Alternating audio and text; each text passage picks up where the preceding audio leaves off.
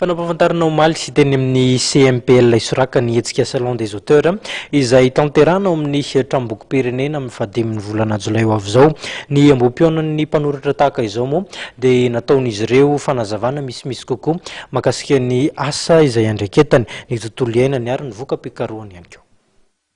Matoa misy ny boky dia misy ny mpanoratra, matetika nefa dia adiny ny fisian'izy ireo. Voalaza fa loharano mpampandrosoana ny boky ary tokony omendanja.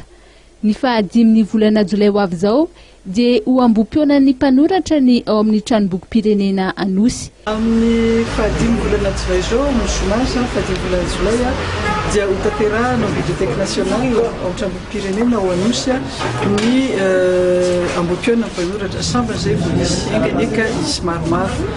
Ny antonanaovana an'io dia tsotra ihany, efa misy varotra fampirantiana boky fa tamin'ity fotoana ity tianay asandratra ny mpanoratra satria matoa misy ny boky misy ny mpanoratra ary matetika adino fisiany ny mpanoratra. Izany mpanoratra izany aminay tsy hoe manoratra tantara fonona fotsiny ihany, fa manoratra boky anankizy mpanoratra, manoratra boky teknika mpanoratra, manoratra boky famelabelaran-kevitra ara politika mpanoratra. Izany hoe izay olona rehetra izay mandrakitra antsoratra ny fahaizana hoentina ampitaina amin'ny daholo be dia mpanoratra. Ny antony anaovanay an'io koa dia ity hoe tsy misy fivoarana raha tsy misy ny mpamakafaka ary tsy misy ny mpanoratra.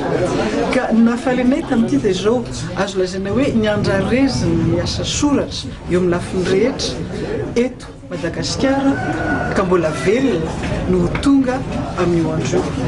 Voalaza nandrisy ny fiorana tamin'ny mpampalala vaovao androany teny amin'ny CMPL Isoraka fa anisan'ny lohahevitra ho resahany mandritra izany hetsika izany ny boky sy ny loharano mpampandrosoana, ny boky teknika sy ny boky fanabeazana ary ny boky momba ny kolotsaina.